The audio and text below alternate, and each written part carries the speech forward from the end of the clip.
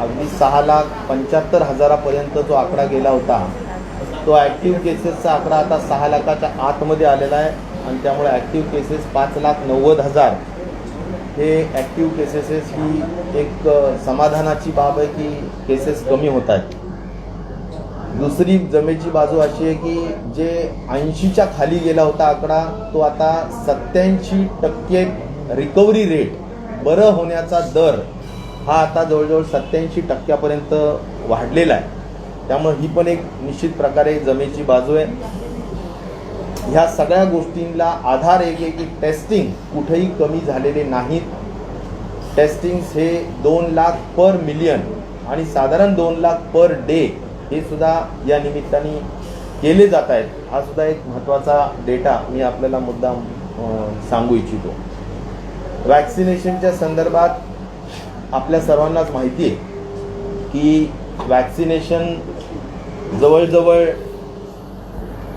एकूण 1,84,00,000 एवढं वॅक्सिनेशन आत्तापर्यंत आपल्या महाराष्ट्रामध्ये झालेलं आहे. आजची जी राज्याची स्थिती आहे ती 45 वर्षाच्या वरचे लोक जे राष्ट्रीय लसीकरण कार्यक्रमाअंतर्गत असतात, जे बंधनकारक आहे की 45च्या वरच्या लोकांना आता गव्हर्नमेंट ऑफ इंडियाने ठरवलं आहे की आम्ही वरच्या लोकांना 45च्या वॅक्सिनेशन करू, लसीकरण करू. परंतु या क्षणाला जर आपण बघितलं तर फक्त आता कोवॅक्सिनचे जर म्हणाल तर 35,000 वॅक्सिन्स उपलब्ध आहेत, डोस उपलब्ध आहेत आणि आपल्याला सेकंड डोस जो द्यायचा आहे तो जवळजवळ 5 लाखाच्या दरम्यान द्यायचा आहे. आणि हे सगळे ड्यू झालेले लोक आहेत. आणि म्हणून आता आरोग्य विभागाने माननीय मुख्यमंत्री महोदयांशी चर्चा करून हा निर्णय घेतला आहे की 18 ते 44च्या वयोगटातील जे राज्य शासनाने खरेदी केलेलं कोवॅक्सिन आहे, जे आज साधारणपणे 2.25 लाख उपलब्ध आहे, हे 2.25 लाख आणि गव्हर्नमेंट ऑफ इंडियाकडून आलेले 35,000 असं मिळून 3 ते 3.25 लाख कोवॅक्सिन हे आम्ही आता 45च्या पुढच्या लोकांसाठी जे ड्यू झालेले आहेत त्यांच्यासाठी आम्ही देण्याचा निर्णय घेतलेला आहे. आरोग्य विभागाने संपूर्ण महाराष्ट्रातील सगळ्या सेंटर्सवर तशा पद्धतीच्या सूचना दिलेल्या आहेत की 18 ते 44साठी आलेले जे वॅक्सिन्स आहेत ते डायव्हर्ट करा आणि 45च्या सेकंड डोससाठी वापरा. नुसतं कोवॅक्सिनचाच सेकंड डोस राहिलेला आहे असं नाही, तर कोविशिल्डचा सुद्धा, जसं कोवॅक्सिनचे 5 लाख राहिले तसे कोविशिल्डचे सुद्धा 16 लाख डोसेस राहिले, जे गव्हर्नमेंट ऑफ इंडिया भारत सरकारने देणं गरजेचं आहे. मी यासाठी माननीय डॉक्टर हर्षवर्धनजींना रात्री जवळजवळ 15-20 मिनटं बोललो आहे आणि या सगळ्या विषयाच्या गांभीर्य पण सांगितलं की हे सगळे डोस ड्यू झालेले आहेत आणि त्वरित पाठवले पाहिजे. परंतु त्यांच्याजवळ डोसेस उपलब्ध नाहीत, हा सगळ्यात महत्त्वाचा विषय आहे. आणि त्यामुळे आपल्याला महाराष्ट्राने खरेदी केलेले जे लस आहेत ती आता भारत सरकारचा उद्दिष्टपूर्तीच्या दृष्टिकोनातून वापरावी लागत आहे, हे मला या निमित्ताने सांगितलं पाहिजे. आणि म्हणून असंही टास्क फोर्सशी चर्चा करून माननीय मुख्यमंत्री महोदयांशी मी आत्ताच फोनवर सुद्धा बोललो आणि त्यांनी पण सांगितलं की टास्क फोर्सशी चर्चा करून आपल्याला तूर्त 18 ते 44 वयोगटातील जे काही लसीकरण चालू आहे त्याला तूर्त काही दिवसांसाठी जोपर्यंत थोडं हे स्टॅबिलाइज होत नाही तोपर्यंत, म्हणजे लसच उपलब्ध नाही महाराष्ट्रात, म्हणजे देशातून आपण खरेदी करायला तयार आहे पण लस उपलब्धच नाही. आणि त्यामुळं काही थोडं स्लो डाऊन करावं लागेल का 18 ते 44, हे खऱ्या अर्थाने टास्क फोर्सची चर्चा करून त्याचा आज उद्यामध्ये निर्णय, कारण उद्या कॅबिनेटसुद्धा आहे तर त्यामुळे आज उद्यामध्ये तो निर्णय त्या ठिकाणी अंतिम केला जाईल. हा लसीकरणाचा एक महत्त्वाचा विषय. ऑक्सिजनच्या संदर्भात आणि रेमडेसिवीरच्या संबंधात एक वाक्यात एवढंच सांगेल की बेलारीमधून 50 टन JSWचा आणि आयनॉक्सचं 30 मेट्रिक टन कमी झाल्यानंतर सुद्धा 80 मेट्रिक टन राज्याला कमी पुरवठा केल्यानंतर सुद्धा अलॉटेड कोट्यामधून आपल्याला 1700 मेट्रिक टनवर आपण सध्या राज्य शासन आणि स्वास्थ्य विभाग, आरोग्य विभाग हा पूर्णपणे व्यवस्थित ऑक्सिजनचा पुरवठा करून ऑक्सिजनच्या हद्दीपर्यंत स्टेबिलिटी आपण आणलेली आहे. त्याचबरोबर जवळजवळ कलेक्टर्सनी 300पेक्षा जास्त ऑर्डर्स या PSAच्या दिलेल्या आहेत. प्रेशर मी जसं PSA प्लांट म्हणजे आपण जसं म्हणतो की हवेतलं ऑक्सिजन कन्वर्ट करण्याच्या संदर्भातला, आता त्याच्यापैकी 38 जे आहेत ते फंक्शनिंग झालेले आहेत. मुद्दाम मी आपल्या सगळ्यांना माहिती देईल की 38 ॲक्च्युली कार्यान्वित झालेले आहेत आणि त्यामुळे त्या 38 हॉस्पिटल्समध्ये आता ऑक्सिजन हे हवेतून निर्माण करण्याची प्रक्रिया त्या ठिकाणी सुरू होऊन ते स्वतः स्वावलंबी त्या ठिकाणी झालेले आहेत. रेमडेसिवीरच्या हद्दीपर्यंत जे काही वेगवेगळ्या 7 कंपन्यांना अलॉटमेंट केलेली आहे की तुम्ही साधारणपणे 21 एप्रिल ते आता 10 मेपर्यंत 11 लाख वॉइल्स त्यांनी द्यायच्या होत्या, परंतु त्यापैकी त्यांनी 9च्या दरम्यान दिल्या, 2 लाख वॉइल्स कमी दिलेल्या आहेत. आणि म्हणून आपला आरोग्य विभाग त्या कंपनीजच्या पाठीमागे लागून ह्या 2 लाख वॉइल्स पुरवठा करून घेण्याच्या दृष्टिकोनातून प्रयत्नशील आहे. सातत्याने त्यांचा मोठा पाठपुरावा यासाठी केला जातोय. परंतु रेमडेसिवीरसुद्धा आपण बऱ्यापैकी स्टॅबिलाईज करण्याच्या दृष्टिकोनातून प्रयत्न केलेला आहे. म्युकोरमायकॉसिसच्या संदर्भाने मी काल काही महत्त्वाची गोष्ट सांगितली की याच्यात एक तर पोस्ट कोविड किंवा कोविडची ट्रीटमेंट चालू असताना सुद्धा हा जो काळी बुरशी किंवा बुरशीजन्य हा आजार आहे, या संदर्भात जवळजवळ असे खूप कमी जिल्हे की जिथे आता पेशंट नाहीत, बऱ्याच जिल्ह्यांमध्ये हे काही पेशंट्स आढळत आहेत आणि त्यामुळे या संदर्भात सुद्धा उपाययोजना करणं तातडीनं गरजेचं आहे. यातली एक महत्त्वाची बाब अशी आहे की याला मल्टी डिसिप्लिनरी अप्रोच लागतो. म्हणजे याच्यामध्ये कान नाक घशाचा डॉक्टर इन्वॉल्ड असायला लागतो, यामध्ये ब्रेनचा डॉक्टरसुद्धा म्हणजे तुमचा न्यूरोलॉजी इन्वॉल्ड असावा लागतो, इंटेन्सिव्हिस्ट इन्वॉल्ड असावी लागते, ऑप्थॅल्मॉलॉजी कारण डोळ्याशी याचा संबंध आहे त्यामुळे डोळ्यांचा डॉक्टरसुद्धा ऐन वेळेवर इन्वॉल्व असावा लागतो. आणि म्हणून हा कुठल्याही हॉस्पिटलमध्ये याचा उपचार केला जाईल असं नाही.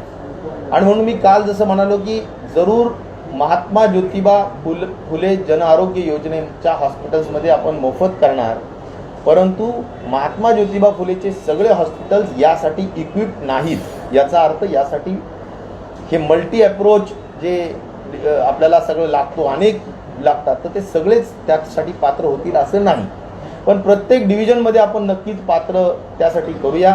काही 100-1 हॉस्पिटल्स तरी किमान होतील अशा अपेक्षा आहे. प्रायव्हेट आणि खाजगीमध्ये आणि गव्हर्नमेंटमध्ये जे प्रायव्हेट मेडिकल कॉलेजेस आहेत आणि गव्हर्नमेंटचे मेडिकल कॉलेजेस आहेत, ह्या दोन्ही कॉलेजेसच्या अनुषंगाने याचा उपचार तिथं केला जाऊ शकेल.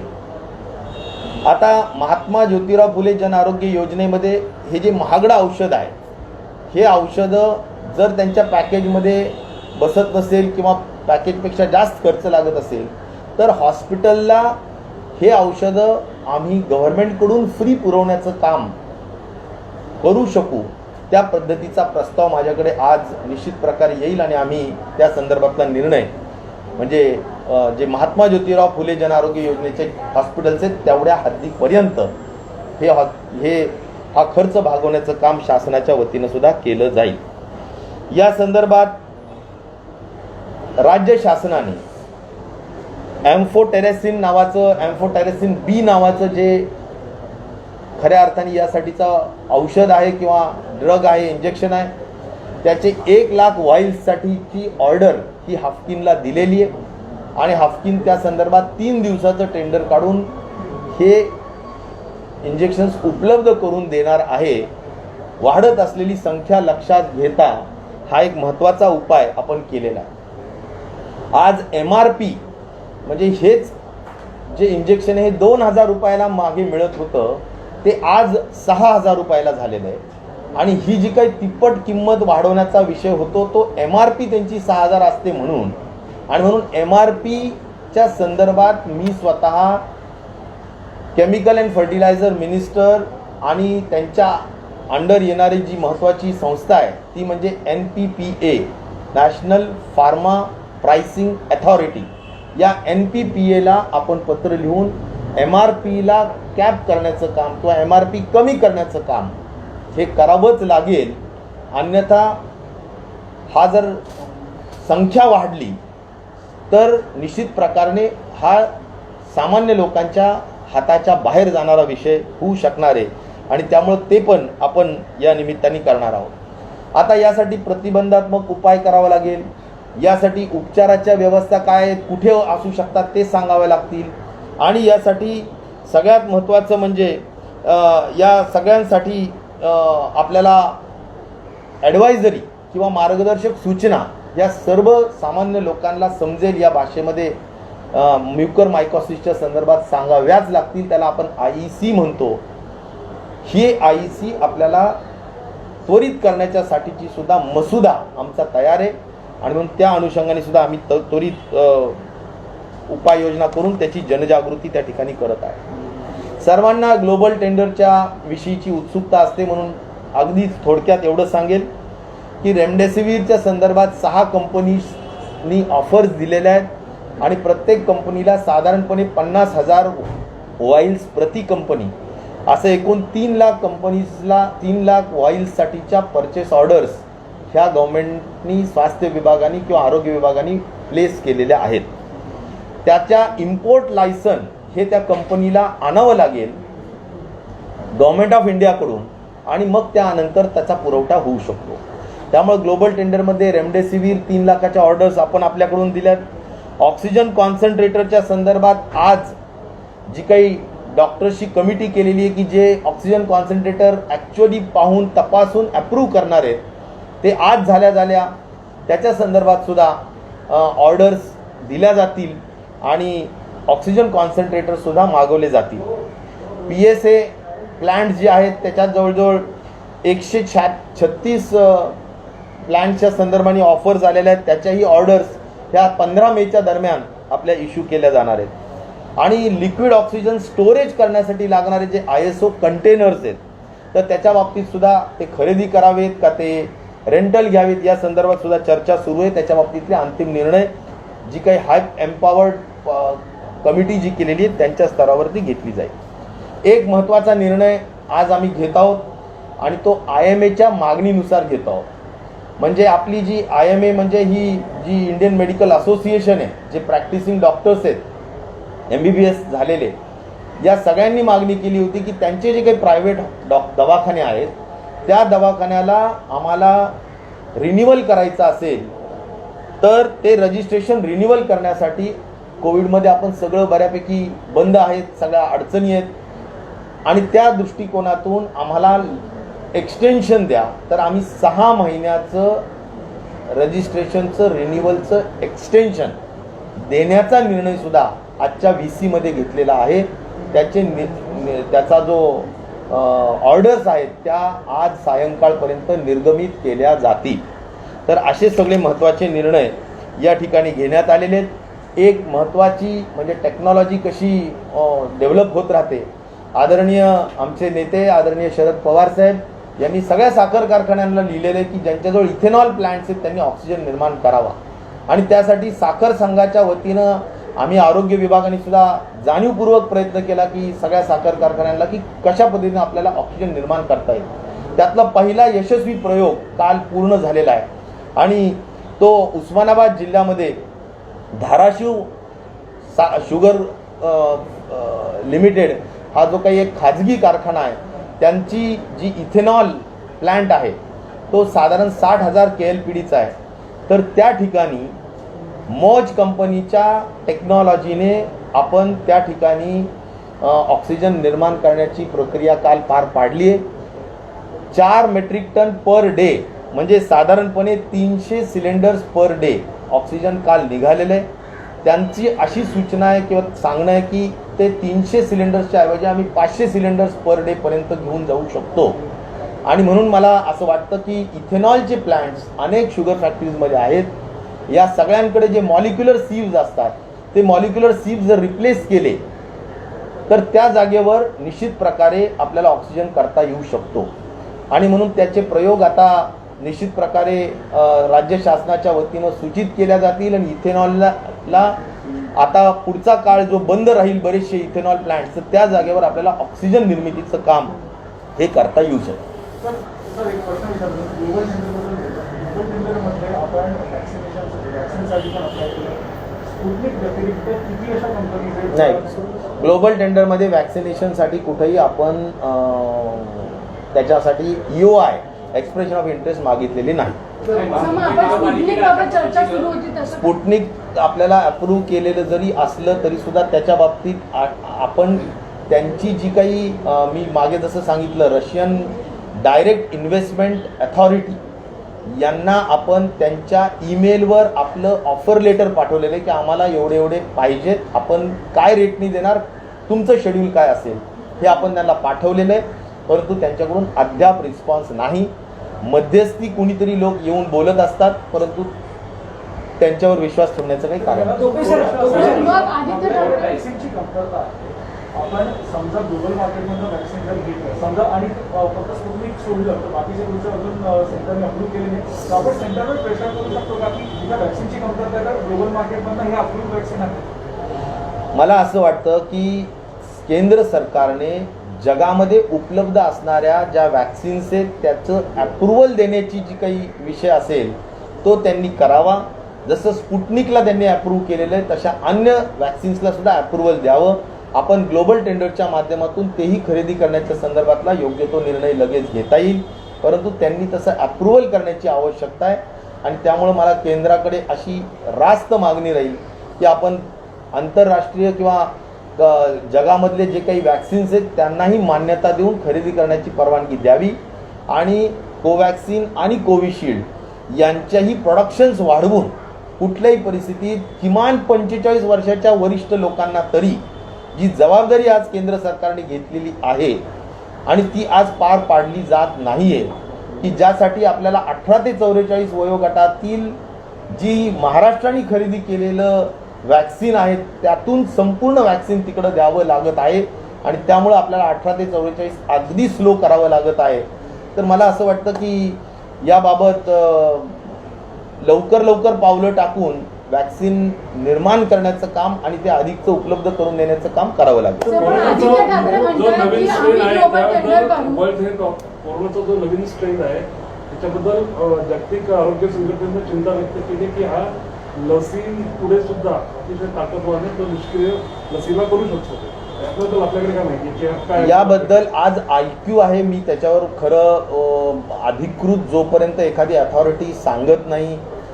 आज IQ बऱ्याच गोष्टी आहेत की एखाद्या वॅक्सिनला ज्या आता 2 आहेत त्यापैकी एका वॅक्सिनला काही तो दाद देत नाही वगैरे, तर असं मी नामोल्लेख न करता मला एवढंच वाटतं की ऑथराइज्ड कुणीतरी जी आपली अथॉरिटी आहे त्यांनी सांगितल्यानंतर यावर भाष्य केलेलं जास्त. सर आधी म्हणतात की आम्ही वॅक्सिनेशनसाठी ग्लोबल टेंडर काढू मुंबईसाठी, जर आपण आताच आपल्याला जागतिक लसी मिळत नाहीये तर मुंबईसाठी कसं काढणार? कारण ह्यामुळे इतर महापालिका पण म्हणतील की आम्ही ग्लोबल टेंडर काढू, हा गोंधळ होईल लसीकरणात. मुंबई महाराष्ट्राचाच भाग आहे, सगळे एकत्र मिळूनच काम करतील. मला असं वाटतं की त्यातला तसा काही वेगळा विषय काही होणार नाही. सगळे एकत्र मिळून माननीय मुख्यमंत्र्यांच्या नेतृत्वाखाली योग्य तो निर्णय त्या ठिकाणी घेतला जाईल. सर कोविड नंतर जो बुरशीजन्य आजार होतो त्याचं जे इंजेक्शन आहे एम्प्रोम्यूल ते ग्रामीण भागामध्ये उपलब्ध नाहीत आणि ग्रामीण भागामध्ये त्या रुग्णांची संख्या वाढते. प्रत्येक रुग्णाला 60च्या सुमारास डोस लागतात आणि मुंबईमध्ये इंजेक्शन अवेलेबल आहे. 2 प्रश्न की या इंजेक्शनचा खर्च राज्य सरकार उचलणार आहे का, आणि दुसरा प्रश्न की ग्रामीण भागामध्ये ते उपलब्ध करण्यासाठी काय करणार आहे सरकार? एम्फोटेरेसिन नावाचं जे इंजेक्शन आहे ते इंजेक्शन आता आपण 1 लाख वाईल्स म्हणजे 1 लाख इंजेक्शनची ऑर्डर्स आपण दिलेल्या आहेत. हाफकिनला 3 दिवसाचं टेंडर काढून त्याच्या संदर्भातलं जे काही म्हणजे जी इन्क्वायरी काढली जाईल त्याच्यातून ज्या काही कंपनीज त्यात भाग घेतील त्याच्यातून अंतिम निर्णय लवकर घेतला जाईल. मी सांगितलं की government medical college, private medical college आणि महात्मा ज्योतिराव फुले जनआरोग्य योजनेचे मल्टी डिसिप्लिनरी अप्रोच असणारे म्हणजे मोठ्या पद्धतीनं ज्यांचा मोठा सेटअप आहे असे हॉस्पिटल्समध्ये याचा उपचार करण्याच्या संदर्भात कार्यवाही केली जाईल.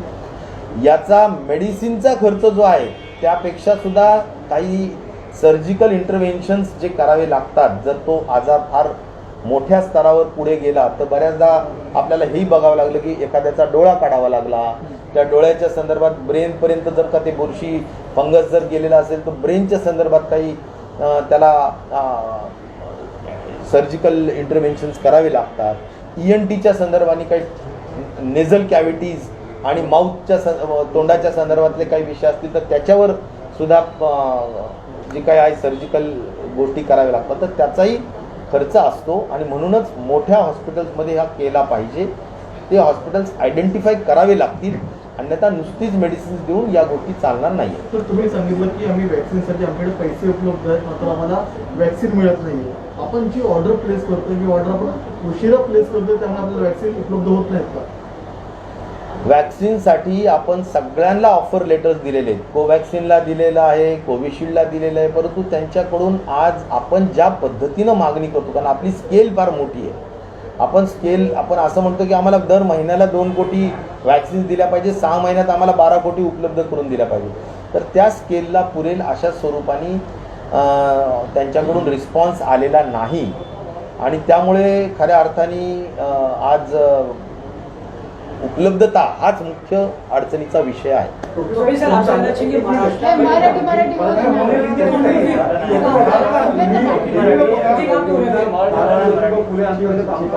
आता जी माहिती मिळते त्यानुसार कोरोना फक्त बेडचे दर जे महात्मा ज्योतिबा फुले अंतर्गत घेतले जात नाहीये, पण औषधांचा दर हे तुम्हाला पैसे पेड करावे लागतात. म्हणजे जे रुग्णांचे नातेवाईक आहे, राज्य सरकारने मागील ज्यावेळेस लाट आली होती त्यावेळेस औषधांचे पैसे सुद्धा महात्मा ज्योतिबा फुले योजनेच्या अंतर्गत घेतले होते. आता नव्या जी गाईडलाईन आलेले आहेत त्यानुसार खाली हॉस्पिटल सांगतात की मेडिकलचे पैसे हे रुग्णांच्या नातेवाईकांना आकारले जातात. नाही, त्याचे वेगवेगळे पॅकेजेस आहेत महात्मा ज्योतिराव फुले जन आरोग्य योजनेचे. तर त्याच्यात कोविडच्या संदर्भातलं तुमचं पॅकेजच्या संदर्भातला जर विषय असेल तर त्याच्यामध्ये ज्यांना व्हेंटिलेटर लागतं किंवा ज्यांना, तर त्याच्या संदर्भात आपण जो काही पॅकेज दिलेला आहे त्या पॅकेजच्या हद्दीपर्यंत त्यांनी त्या पॅकेजमध्येच त्यांनी काम करावं लागेल, अशा स्वरूपाच्याच गोष्टी आहेत. आणि मेडिसिनच्या संदर्भात ज्या काही म्हणजे प्रत्येक गोष्ट ठरवलेली असते किंवा ज्या गोष्टी कदाचित आता रेमडेसिवीर आहे तर ते मेडिसिन त्याच्यात कवर्ड नाही, तर अशा काही गोष्टी आहेत ज्या कवर्ड नाही आहेत तेवढ्यांचे पैसे नक्कीच मेडिसिनचे रुग्णांना द्यावे लागतात. सर, आपण लहान मुलांसाठी टास्क फोर्सची निर्मिती करणार होतो, त्या पीडियाट्रिक टास्क फोर्सच्या संदर्भातील फाईल माझ्याकडे आज दुपारपर्यंत येईल. ती संध्याकाळपर्यंत आम्ही क्लिअर करून उद्या त्या संदर्भातला निर्णय माननीय मुख्यमंत्र्यांच्या सहीनं नंतर तो निर्गमित केला जाईल. सर, तिसऱ्या लाटेमध्ये 12 ते 18 वर्षे वयोगटातील मुलंही टार्गेट होऊ शकतात असा टास्क फोर्सचा अंदाज आहे. नेस्को या ठिकाणी 6000 खाटांचं हॉस्पिटल देखील उभारत आहेत. तर असं ग्रामीण भागामध्ये काही शहरी भागांमध्ये कोणकोणत्या ठिकाणी उभारण्यासंदर्भात विचार सुरू आहे? मला वाटतं टास्क फोर्स पेडियाट्रिशियनचा जो काही उभारला जाईल त्यानंतरच या सगळ्या गोष्टींना जरा अंतिम स्वरूप येईल. पण एक नक्की आहे की लहान मुलांच्या कोविड ट्रीटमेंट हे ॲडल्ट्सच्या कोविड ट्रीटमेंटपेक्षा वेगळं असणार, कारण त्यांचे बेड्स वेगळे असतात, त्यांचे वॉर्ड्स वेगळे असतात, त्यांचं व्हेंटिलेटर वेगळं असतं आणि त्यामुळे त्यांचे मेडिसिन्स जे असतात ते पण आपण जे ॲडल्ट्सला देतो ते देता येऊ शकत नसतात. त्यामुळे बऱ्याच अंशी ट्रीटमेंट बदलते. आजपर्यंत अशा कमी वयोगटातले पेशंट्स अतिशय नगण्य असल्यासारखे आहेत, पण जे अंदाज व्यक्त केला जातो त्या संदर्भातच टास्क फोर्स नेमलेला आहे. ते ट्रीटमेंट प्रोटोकॉलसुद्धा काढतील आणि योग्य ते मार्गदर्शन राज्य शासनाला आणि आरोग्य विभागाला सुद्धा करतील. सर, शेवटचा प्रश्न की जे सतत होतं आहे की दुसऱ्या जिल्ह्यातला किंवा आता दुसऱ्या राज्यातले लोक येऊन पण आपल्या राज्यात लस घेत आहेत आणि स्थानिकांना लस मिळत नाही कोविन ॲपमुळे. मुख्यमंत्र्यांनी पण पत्र लिहिलं आहे, तर आपल्या वेगळा ॲप होणार आहे का? आणि ही जिल्हाबंदी असताना पण लोक जिल्हा सोडून येत आहेत, यावर काय? कोविन ॲपच्या संदर्भात ओव्हर क्राऊडिंग होतं आहे, त्याच्यातल्या अनेक त्रुटी निर्माण होत आहेत आणि त्यामुळे काही वेळेस कोविन ॲप काम करताना सुद्धा त्यात अडचणी निर्माण होत असल्या कारणाने जरूर आपल्या स्वतःचा 18 ते 44 वयोगटातील आपण स्वतः वॅक्सिनेशन करत असल्यामुळे राज्य शासनाची अशी अपेक्षा आहे की आपल्या स्वतःचं ॲप असावं. तशा पद्धतीनं माननीय मुख्यमंत्री महोदयांनी प्रधानमंत्र्यांना पत्र लिहिलं आहे आणि त्यात स्पष्ट विनंती केलेली आहे की एवढ्या हद्दीपर्यंत आम्ही ॲप जर निर्माण केलं आणि आमचं ॲप जर तुम्हाला आम्ही सिंक्रोनाइज केलं म्हणजे सगळी माहिती आम्ही तुम्हाला ट्रान्सफर केली तर आम्हाला नवीन ॲप करण्यासाठी परवानगी द्यावी. ते पत्र लिहिलेलं आहे, अद्याप त्याच्या संदर्भात कुठलंही उत्तर आलेलं नाही, रिस्पॉन्स त्याचा नाही आहे. परंतु ॲपचा उद्देश असाच आहे की आपल्याला काही त्याच्यामधले जे काही हा जो काही प्रकार होतो तर किंवा आपल्याला काही मॉडॅलिटीज करायच्या असतील की आपल्याला काही 35 ते 44ला पहिल्यांदा द्यायचं आहे किंवा एरिया फिक्स करायचा आहे, त्या एरियाच्या बाहेरचे तिथे येता कामा नये त्या सेंटरवर, असे काही फीचर्स आपल्या ॲपमध्ये आपल्याला देता येऊ शकतील. आज ऑनलाईन असल्यामुळे अगदी आपल्या राज्यातले तर आहेतच की मुंबईतले लोक कुठे एखाद्या ग्रामीण भागामध्ये जाऊन किंवा पुण्याचे लोक ग्रामीण भागामध्ये जाऊन वॅक्सिनेशन करत आहेत. शहरातल्या मोठ्या शहरातले लोक त्यांच्याजवळ हाय स्पीड इंटरनेट असल्यामुळे ते त्यांच्या शहरातून रजिस्ट्रेशन करतायत, ते त्यांच्या शहरातून स्लॉट घेत आहेत अपॉइंटमेंटचा आणि त्यामुळे ग्रामीण भागामध्ये हे उपलब्ध नसल्यामुळे तिथलं लसीकरणावर परिणाम होतो. आणि म्हणून या सगळ्यांचाच विषय म्हणून कोविन ॲपच्या ऐवजी राज्य शासनाचा वेगळा ॲप करण्याचाही आपलं मानस आहे. आणि तो आता खरं तर सगळंच लसीच्या उपलब्धतेवर अवलंबून असतं.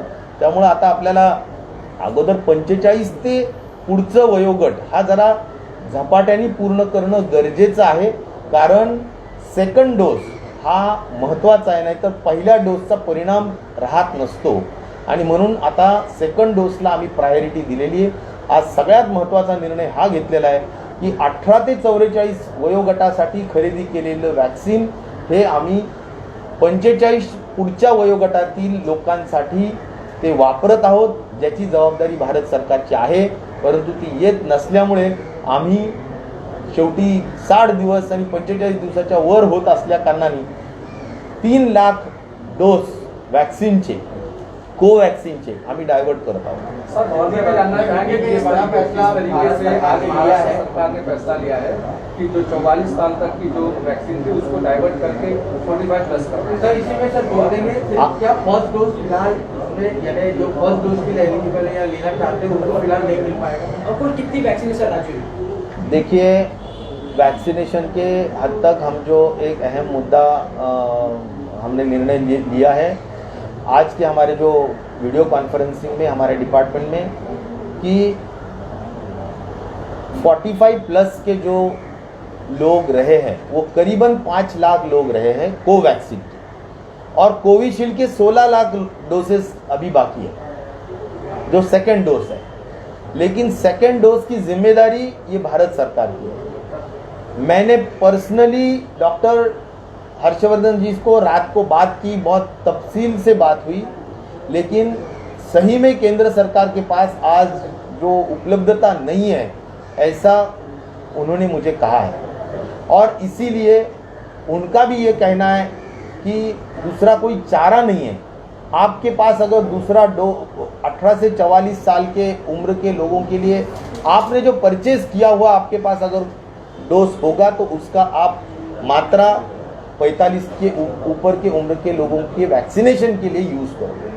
तो मुझे लगता है हमने सीएम साहब से बात करके वो निर्णय अभी लिए हैं कि जो भी 18 से 44 साल के हमारे पास करीबन 3 लाख डोसेस उपलब्ध है वो हम अभी पूरा स्टॉप करके 45 साल के जो सेकेंड डोज है उसके लिए यूज़ करने का आदेश स्वास्थ्य विभाग ने महाराष्ट्र के सभी सेंटर्स को दिया है. रहा सवाल 18 से 44 साल के उम्र के लोगों के लिए, हम तो वैक्सीन खरीदना चाहते हैं, दुनिया के बाज़ार से भी खरीदना चाहते हैं, लेकिन वैक्सीन उपलब्ध नहीं हो रहा है, इसलिए उसको हमारे को थोड़ा गो स्लो करना पड़ेगा. दूसरा हमारे पास कोई उपाय नहीं है क्योंकि वैक्सीन उपलब्ध ही नहीं हो रहा है हमारा देश में और दुनिया में.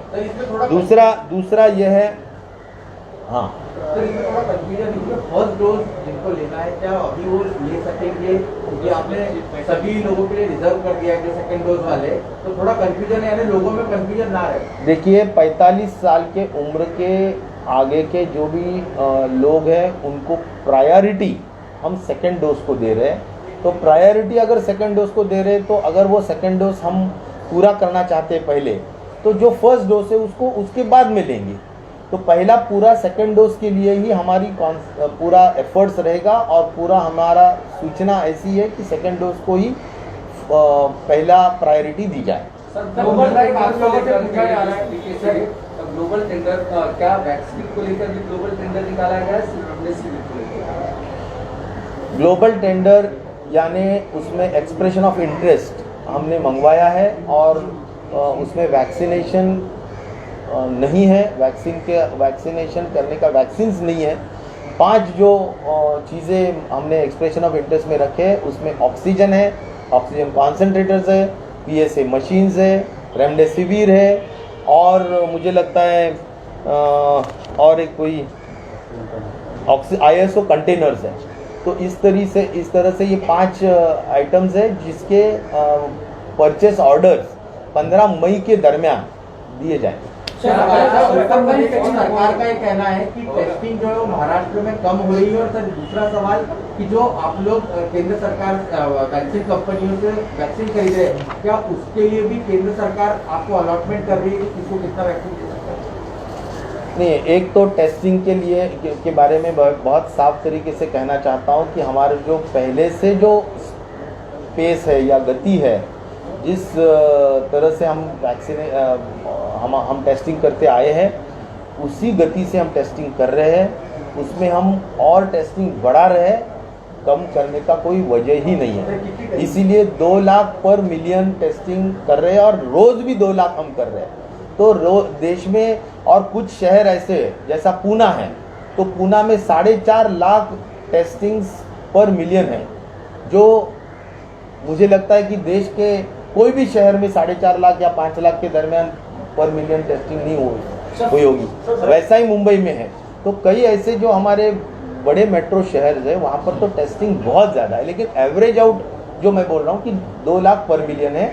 और वो टेस्टिंग खास तौर पर मैं ये कहना चाहूँगा कि 70% ये RT-PCR है और 30% सिर्फ हमारी जो है वो रैट है, रैपिड एंटीजन टेस्ट है। तो अगर अन्य राज्यों में देखेंगे तो इस तरह का RT-PCR का परसेंटेज आपको नहीं नज़र आएगा।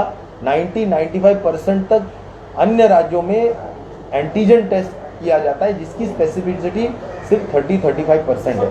इसलिए टेस्टिंग में कोई कमती हम नहीं कर रहे। सर, फंगल इन्फेक्शन की बात करें, कितना अभी तक मामला है फंगल इन्फेक्शन का, सरकार क्या कुछ कब्जा कर रही है? म्यूकर माइकोसिस जिसको हम कहते हैं, जिसको हम फंगल इन्फेक्शन भी कहेंगे, जिसके सिम्टम्स नोज़ या माउथ के नज़दीक ब्लैक स्पॉट्स दिखते हैं और अन्य भी कुछ सिम्टम्स हैं। लेकिन ये पोस्ट कोविड या तो कोविड का ट्रीटमेंट लेते हुए भी ये दिखाई दे रहा है। ख़ास तौर पर जो डायबिटीज़ वाले पेशेंट हैं जिनका आयरन परसेंटेज भी बहुत ज़्यादा है, ऐसे लोगों में ये बहुत ज़्यादा दिखाई दे रहा है। और जिसका इम्यूनिटी सप्रेस्ड है उसको इसका असर ज़्यादा दिखाई दे रहा है। तो इसके लिए एम्फोटेरेसिन जो इंजेक्शंस है वो लगते हैं।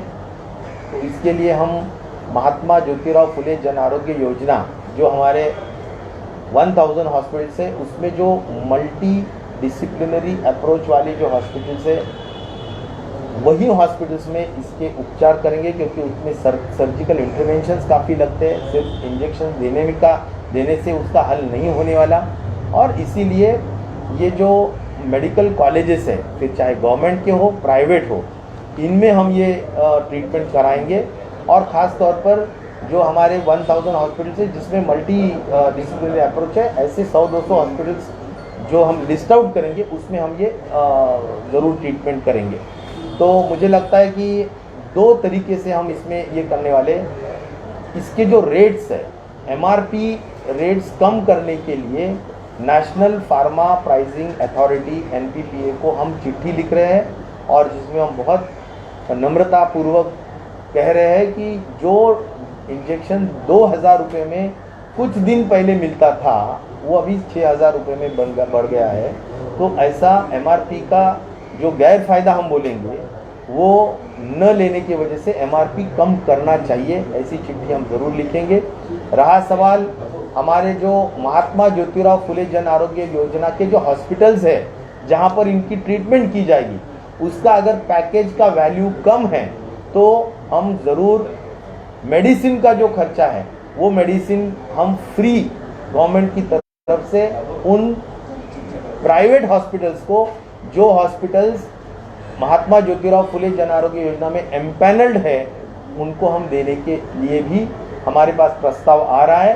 उस पर भी हम जरूर पॉजिटिवली डिसीजन लेंगे।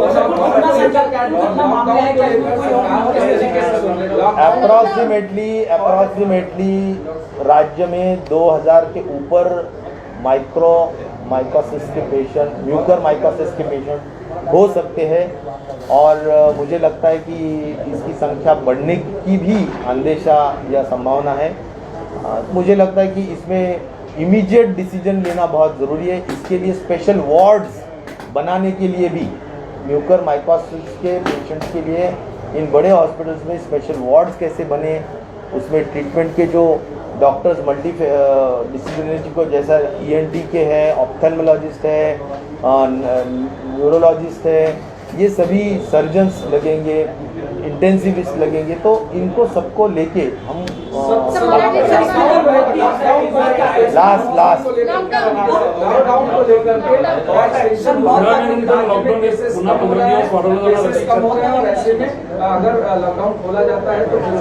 मुझे लगता है लॉकडाउन के हद तक कल कैबिनेट होगी तो कैबिनेट में माननीय मुख्यमंत्री जी और सभी मंत्री लोग चर्चा करेंगे। उसके बारे में अंतिम निर्णय जो भी है चर्चा करके सभी डिस्ट्रिक्ट्स के माध्यम से चर्चा होगी, तो उसके माध्यम से अंतिम निर्णय होगा।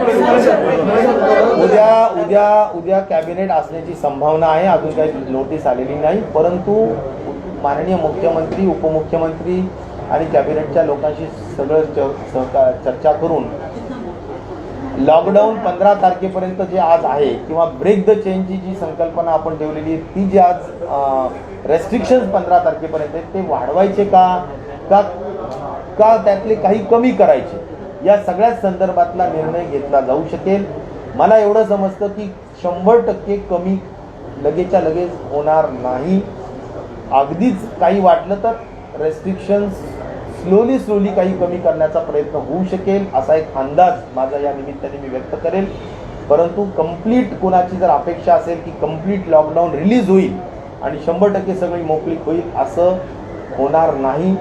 या संदर्भातली चर्चा होईल। चर्चेच्या अंती माननीय मुख्यमंत्री यातला निर्णय घेतील। शिराळमधल्या एका कंपनीने अँटी कोविड सिरम नावाचं इंजेक्शन तयार केलं, शिराळमधल्या एका कंपनीने, हे अप्रूव्ह करताय काय? इंजेक्शन, ड्रग्ज, वेगवेगळे लोक संशोधन करत असतात, परंतु शेवटी आपल्याकडे असलेली टास्क फोर्स असेल किंवा गव्हर्नमेंट ऑफ इंडियाच्या अथॉरिटीज असतात, ते निर्णय या संदर्भातला घेतील।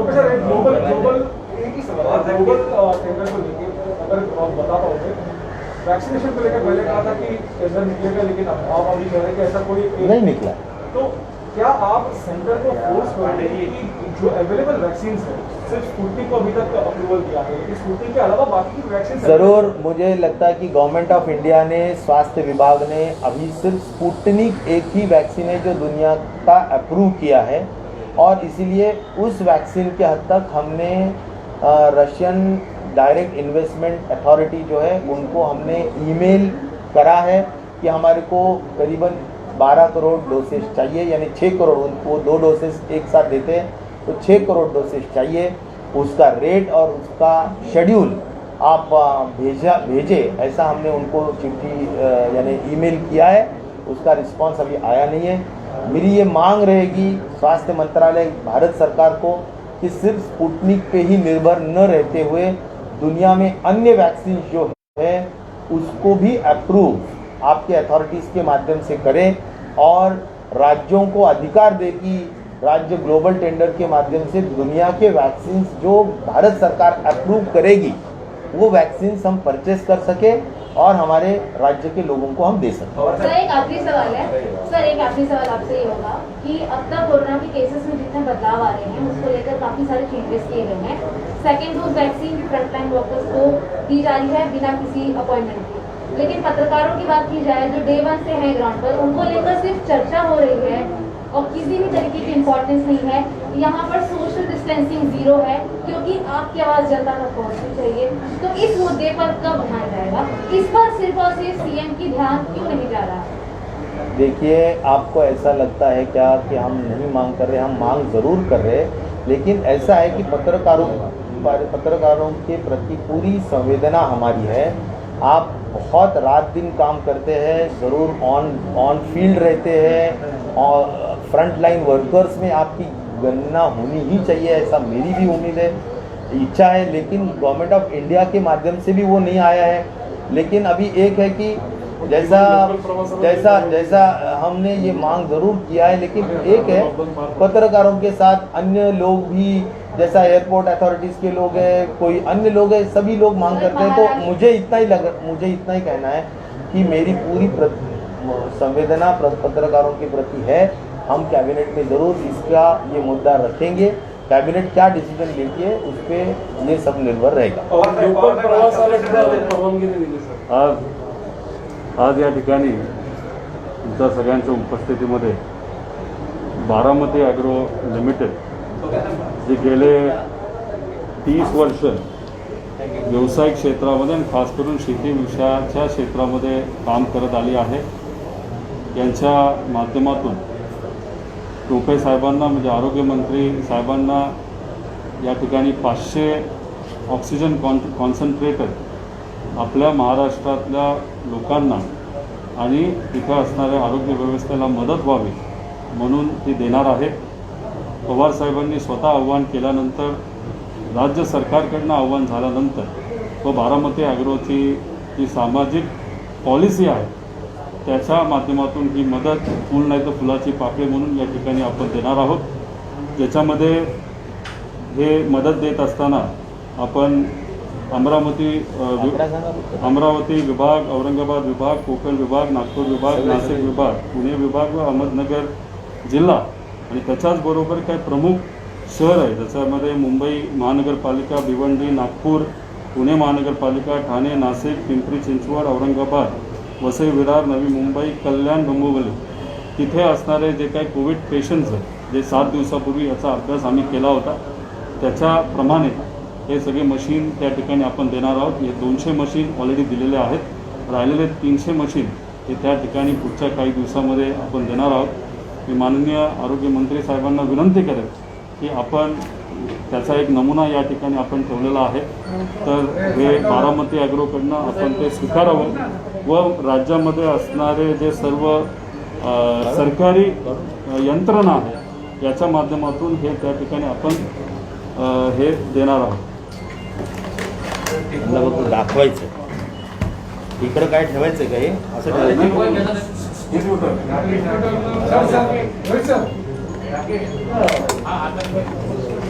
खाली ठेवा